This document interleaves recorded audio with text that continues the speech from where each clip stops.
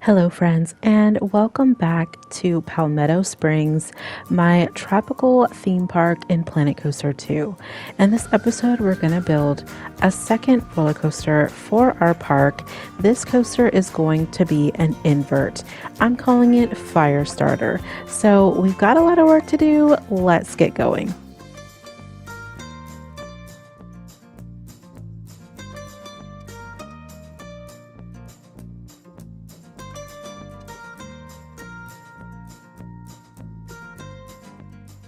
So my main inspiration for this invert was Dragonflier at Dollywood, and I will say this coaster that I'm building is definitely more intense than Dragonflier would be. It has some elements that Dragonflier does not have, but my motivation really was to try to create an invert that would not be super intense, maybe a little bit intense, maybe more of like an intermediate sort of coaster rather than a kiddie coaster. And so I had Dragonflier in mind as I was building this. But the game doesn't have an invert that is really more towards smaller children. So I was a little disappointed with that. If you look at the coasters in the game, there are some filters you can select, and one of the filters is age, and I wanted one that was for all ages, and we do not have an invert that's for all ages in this game. So I don't know if I chose, the right type of invert, but I did choose a two-seater version, and this took me a while to get right. I probably sat down maybe 4 or 5 times trying to build this roller coaster. It just wasn't, I don't know, it didn't have the feel that I wanted it to have. I guess I'll say that. I also tried a lot of different color variations. I was thinking originally that this would be a second coaster to kind of go in this sort of green and black and yellow zone that I've started. And I tried to make it yellow. I tried to make it green.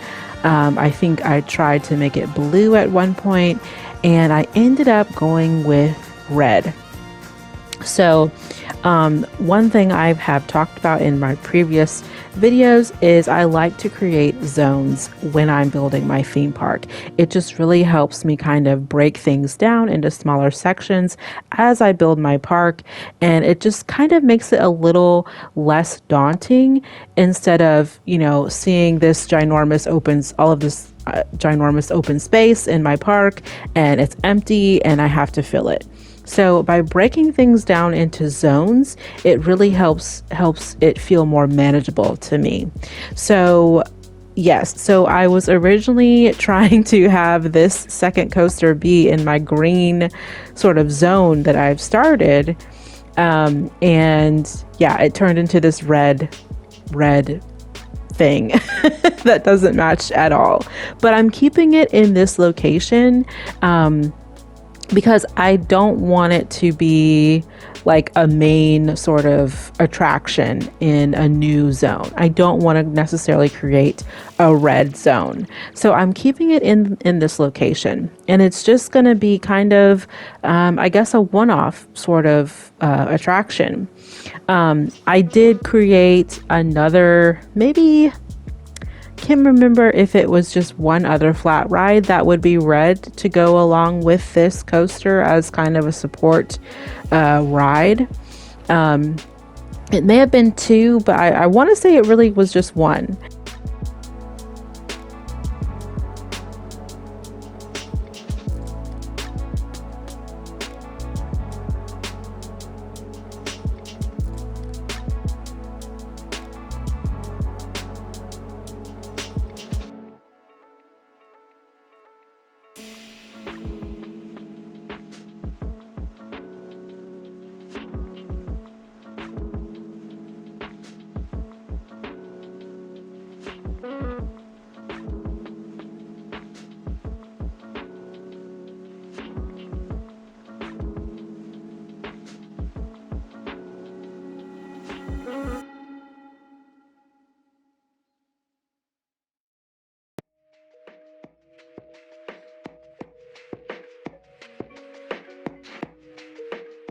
So I've talked previously about how as I create my coasters, I do use the pre-made pieces in the game. I just am not super confident yet in creating my own elements and my own twists and my own loops and things like that. So I do use the pre-made pieces. And I also, I feel like I'm just kind of rambling a little bit, but I also, you'll see that I kind of create and delete and create and delete. And I do that several times, especially with this coaster. It just took a lot of wrangling and building and rebuilding because I really was trying to have it sort of model just a similar feel that Dragonflier has. And it just wasn't doing what I was wanting it to do. It wasn't feeling how I wanted it to feel. But I also think that's kind of the nature of this coaster not being like a kiddie coaster, like in the game. It's for I don't want to say it's for teenagers, but it's for all ages. Or not all ages. Gosh, I'm just totally messing this up. It's not for all ages. In the game, it's for teenagers and adults. And Dragonflier at Dollywood is for all ages if you meet, the height requirements. And it is considered more of like a junior coaster. I don't want to say it's a kiddie coaster because it is kind of an intense coaster, but I don't know. I would call it a junior coaster. So anyway, so I had that in mind, and as I was building this, it just didn't feel like that to me. But what I ended up doing was I just ended up having to accept that this is going to be a little bit more intense than what I had in mind. But I still like how it turned out. So here you can see I've changed to yellow, like yellow, red, and green, because I was really hoping to stick with that green theme. And for a while I was calling it Jungle Jive. It just was not working. I just could not get with the colors. And I ended up going back to it being red. And once I got rid of the, like in my head of trying to make it seem like it needed to match this sort of green theme, that's when it really started coming together. So I am rambling a little bit. I do want to apologize. Normally I do pre-plan like what I'm going to say in my commentary for videos. And for this video, I really just wanted to put this out because I had been putting it off and I wasn't keeping up with my schedule. So I decided not to pre-plan what I like my commentary, and that's why I'm kind of rambling a little bit. So you're getting the true authentic experience here by me not pre-planning what I'm going to say.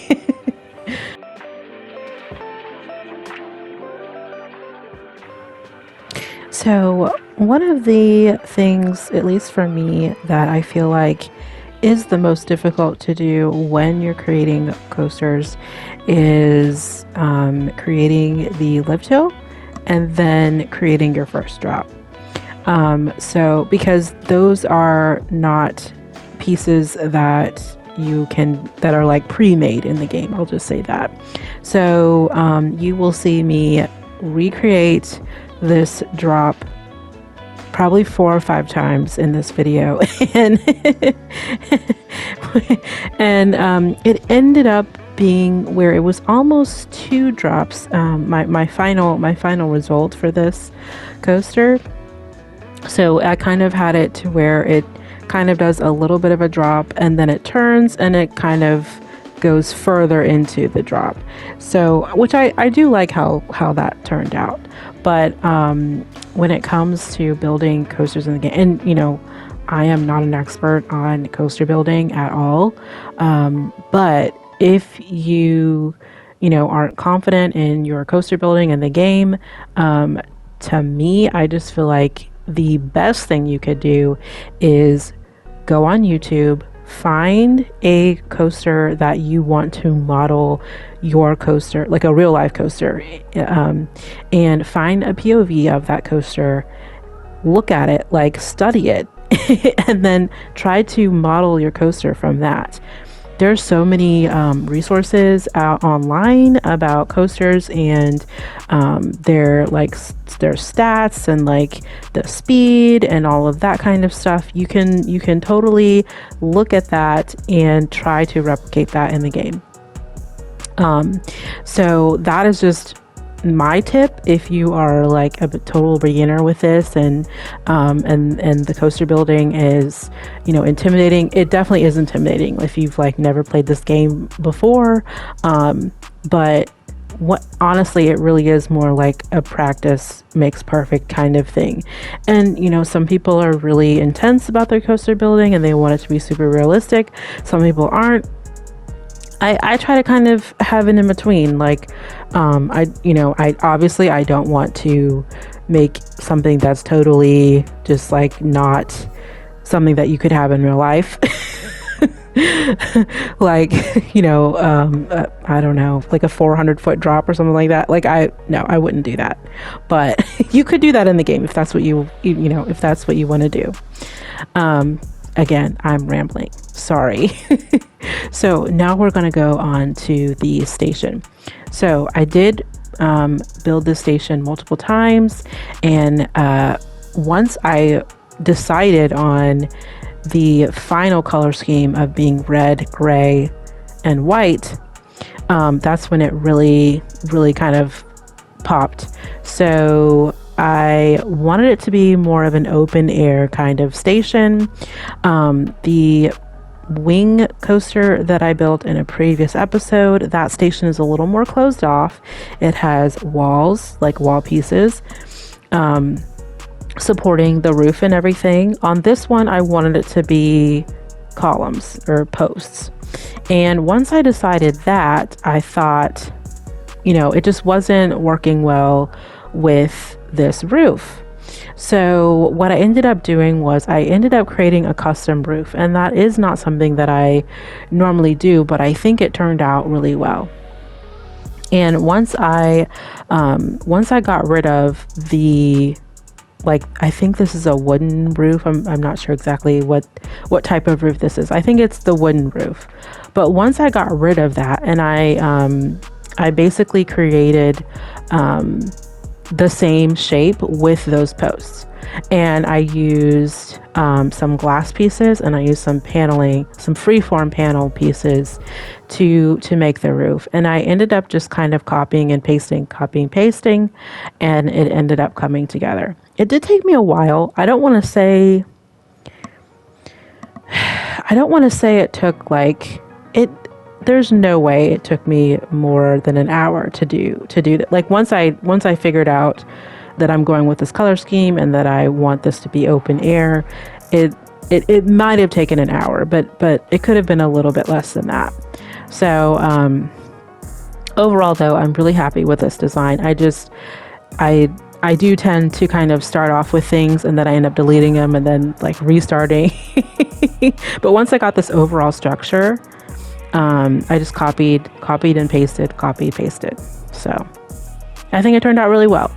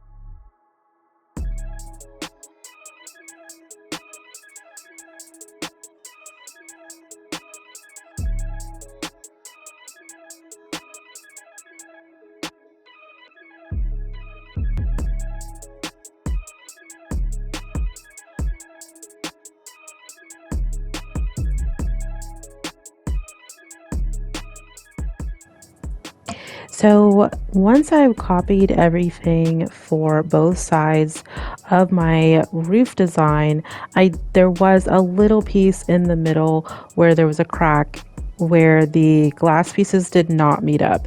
And I decided to just leave that alone because it wasn't that much of a gap.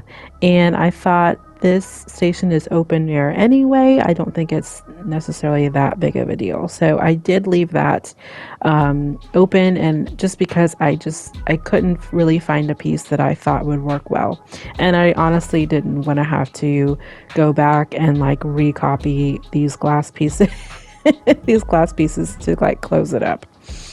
So now I'm moving on to the cues. I did create a priority lane for this, as well as, obviously I had to do a general line as well. For the most part, I like to use the priority cues for the roller coasters. I don't necessarily make them for flat rides, but I'm keeping the same cue.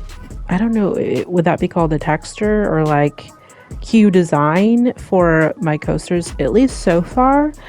So they all have the vinyl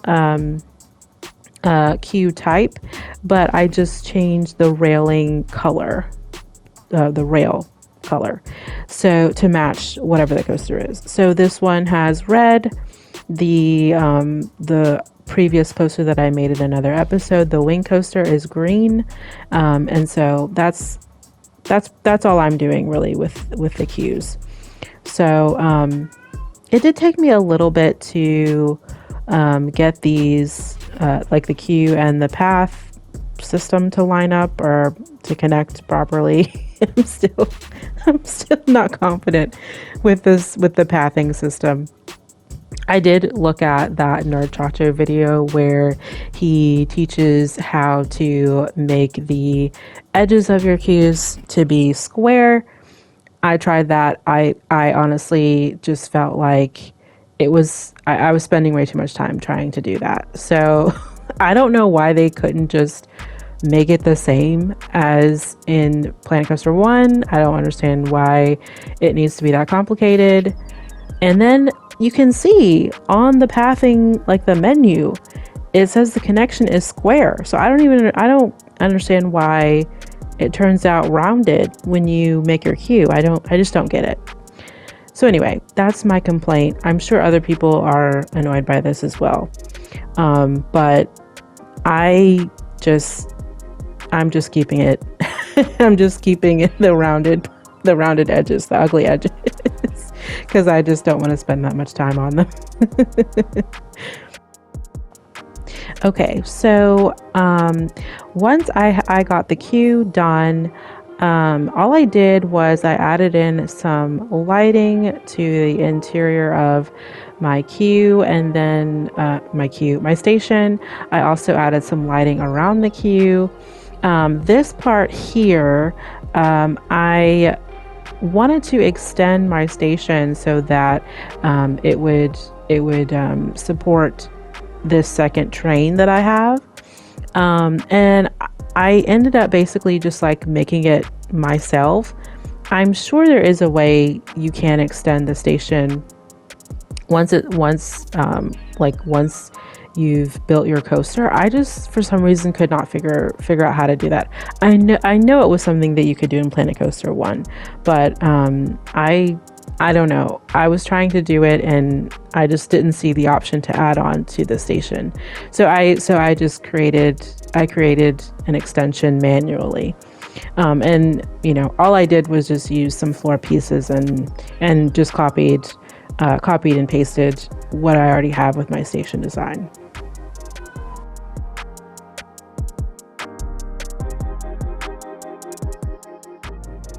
So to create supports for these stairs, I use freeform pieces to just get the angle that I want, and usually I keep it pretty simple. I'll just use one material, and then once I get the angle right, I just copy and paste that to the other side, and And then that's it. It's done.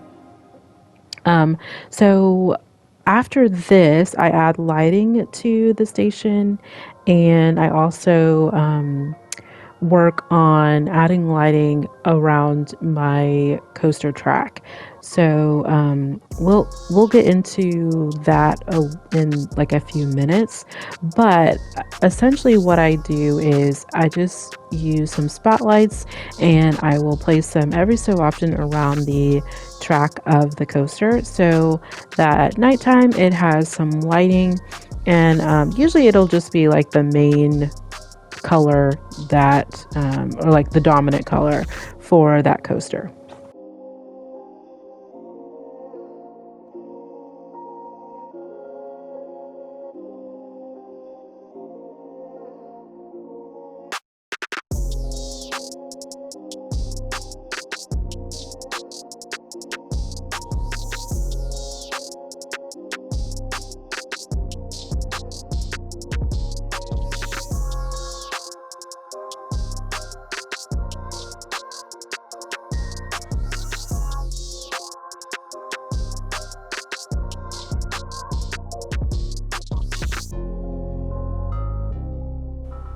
So at this point, you can see that I'm trying to manually add an extension to my station, and I think it turned out okay, considering that I had to like copy and paste a whole bunch of pieces, and then I missed some of the pieces, so I think it turned out okay.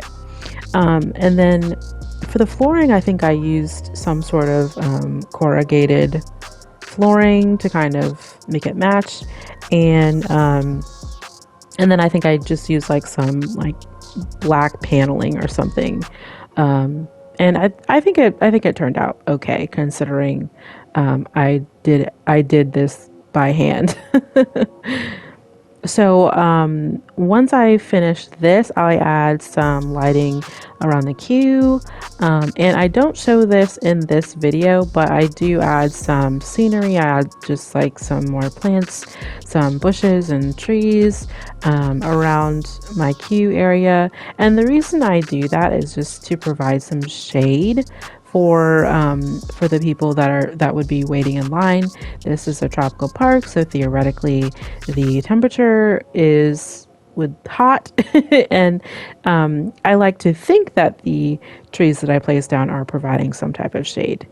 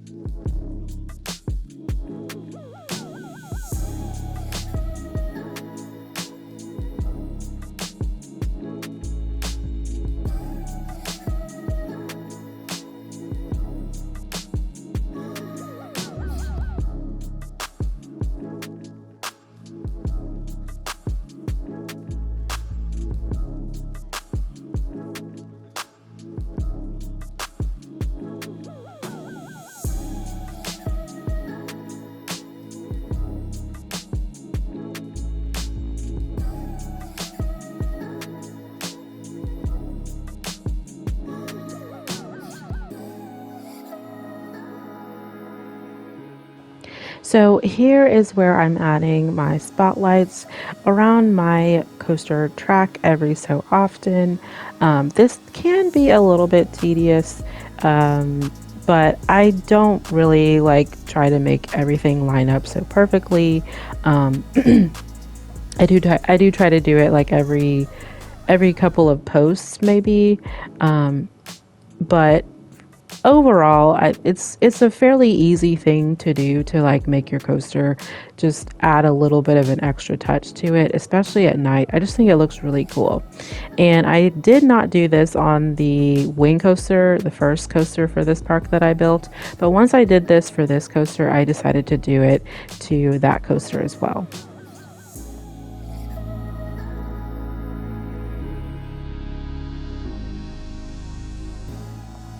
So we've reached the end result. You can see here that I have added plants around my queue. We are going to get into a POV. You can see a little bit of the stats, and with that, I will say goodbye. Take care. As always, I really appreciate you joining me, and I'll see you guys next time.